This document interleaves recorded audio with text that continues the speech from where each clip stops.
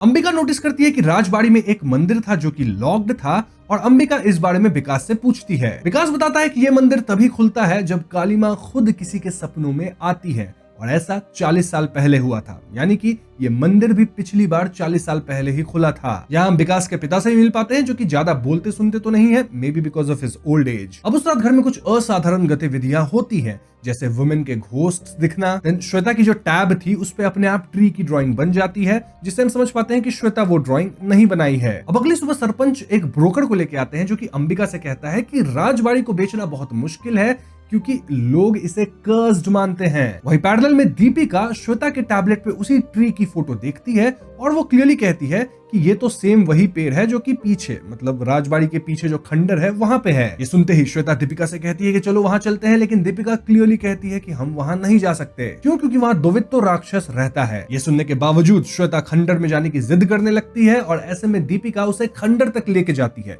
मतलब खुद अंदर नहीं जाती, बोलती है श्वेता को कि तुम अंदर जाओ, मैं यहीं बाहर वेट करूंगी, लेकिन हाँ खंडर के पास तक लेके जाती है। अब इससे पहले श्वेता अंदर जाती, अंबिका वहां आती है और श्वेता को डांट लगाती है कि वो बिना अपनी माँ को बताए कहाँ घूम रही थी। इसी मोमेंट पे नंदिनी भी आती है और वो अपनी बेटी दीपिका को बहुत डांटती है, सेइंग कि उसे सख्त मना किया गया था कि वो खंडर के पास कभी न जाए। ना अंबिका यहाँ पॉइंट आउट करती है कि दीपिका की पहली पीरियड्स आ गई थी। अब ये सब जब घटना हो रहा था तो इसके दौरान अंबिका एक्चुअली में खंडर के अंदर एक बूढ़ी औरत को देख पाई थी। खैर, तो अब क्योंकि दीपिका खंडर तक गई थी और उसकी फर्स्ट पीरियड आ चुकी थी, तो उसकी माँ नंदिनी उसे एक कमरे में बंद कर देती है। उस रात एक डीमन उस कमरे में आता है, आई मीन वही ट्री के ब्रांचेस को ग्रो करने वाली पावर के साथ, और वो दीपिका को उठा के ले जाता है। अब दीपिका के गायब होने वाली बात जब उसकी माँ नंदिनी को पता चलती है तो वो इसके लिए अंबिका और श्वेता को ब्लेम करती हैं। वो कहती है कि ये सब खंडर के पास जाने के कारण हुआ, जिसके बाद दुवित्तो राक्षस आया होगा और वही दीपिका को ले गया। मामला इतना बढ़ जाता है कि गांव वाले और सरपंच मिलकर इंस्पेक्टर शेखर को लेके आते हैं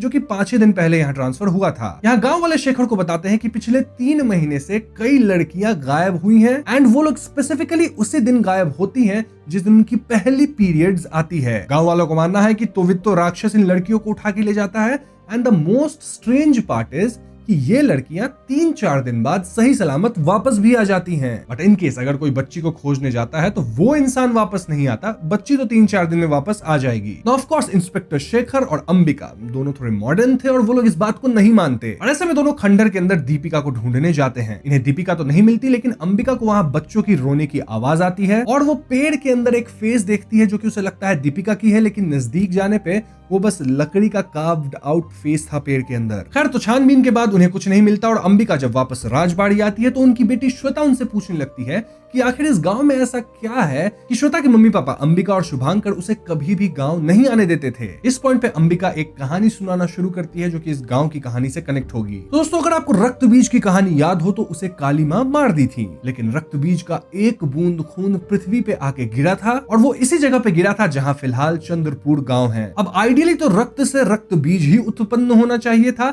लेकिन यहाँ अंशुजा नाम का एक राक्षस निकला। अब अंशुजा मल्टीप्लाई नहीं कर सकता था लाइक रक्त बीज, ये डिफरेंट था, इसीलिए वो अपनी डीमंस की आर्मी बनाने की सोचता है। अंशुजा का एम था कि वो स्वर्ग, धरती और पाताल लोक तीनों पे राज करे। इसलिए अंशुजा लड़कियों को अगवा करने लगा और उनके अंदर अपनी बीज डालने की कोशिश करने लगा, मतलब जिससे उसके संतान निकले। लेकिन कोई भी लड़की अंशुजा के बीज को जन्म नहीं दे पाती थी, इनफैक्ट लड़कियां खत्म हो जाती थी। आई मीन आम लड़कियों में इतनी क्षमता नहीं थी कि वो अंशुजा के वंशज को पैदा कर सके और ऐसे में लड़कियां मरने लगी, यानी कि अंशुजा का कहर बरसने लग गया था। तब काली माँ अपने एक भक्त की आंख में एक बूंद रक्त डाल के उसे शक्तियां देती है जिसकी मदद से वो अंशुजा से लड़ पाएगा। ऐसे में अंशुजा डर के छिप गया और वो सही मौके का इंतजार करने लगा। अब जिस भक्त को शक्ति प्रदान की गई थी उसकी एक बेटी हुई और उस बेटी के अंदर भी शक्तियां थी और ये लड़की अंशुजा की बीज को जन्म दे सकती थी, उसके वंश को आगे बढ़ा सकती थी। तो जब ये लड़की बच्चा करने योग्य हुई, यानी जब उसके पीरियड्स हुए, तो अंशुजा इस लड़की के पेट में अपनी बीज को डाल दिया। ऐसे में लड़की के जो पिता थे वो अपनी ही बेटी को समाप्त कर दिए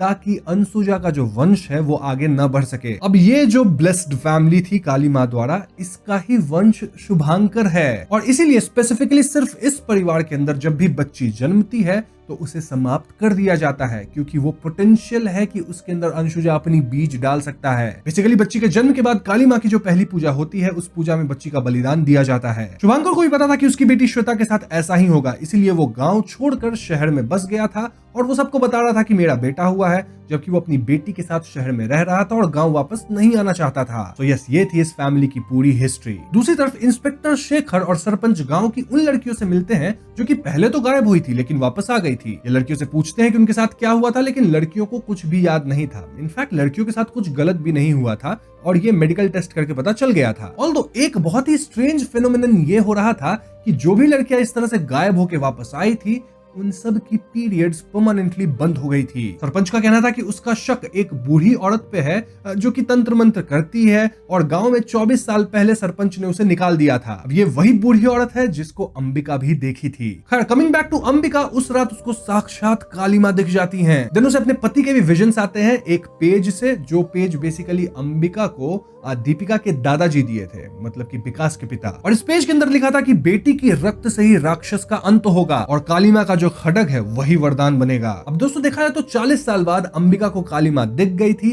और ऐसे में अंबिका मंदिर को खोलती है और यहाँ गांव वालों को भी बताया जाता है कि ऐसा हुआ है, जिससे गांव वाले खुश हो जाते हैं और अब यहाँ काली माँ के पूजा का आयोजन होगा। इसी सब के बीच एकदम से दीपिका भी वापस आ जाती है जो कि गायब हो गई थी। इससे विकास और नंदिनी काफी खुश होते हैं, लेकिन दोस्तों उस रात जब सब सो रहे होते हैं तो हम दीपिका को उठते देखते हैं and she was clearly possessed. Deepika Shweta के कमरे की तरफ बढ़ रही होती है और यहाँ दीपिका को उसके दादाजी रोकते हैं, यानी विकास के पिता। ऐसे में दीपिका पोजेस्ड हालत में अपने दादाजी को ही समाप्त करती है। देन वो श्वेता के रूम में जाती है, उसे उठाती है और उसे चुपचाप कमरे से बाहर निकाल के राजबाड़ी के पीछे खंडर में ले जाती है। यहाँ हम दीपिका के साथ और भी लड़कियों को देखते हैं और ये वही बच्चियां हैं जो कि पहले गायब हुई थी एंड देन वापस आ गई थी और ये सारी बच्चियां पोजेस्ड हालत में थी। इसी दौरान अंबिका की नींद खुलती है और वो श्वेता को गायब पाती है। वो फौरन खंडर की तरफ जाती है जहां वो उन पोजेस्ड लड़कियों को देखती है जो कि अगेन ट्री वगैरह हाथ से ग्रो करके अजीब तरह से वॉल पे चढ़ रही थी और वो अपने साथ श्वेता को भी खींच के ले जा रही थी। ऐसे में अंबिका इनका पीछा करती है और जब वो उस पेड़ के सामने पहुंचती है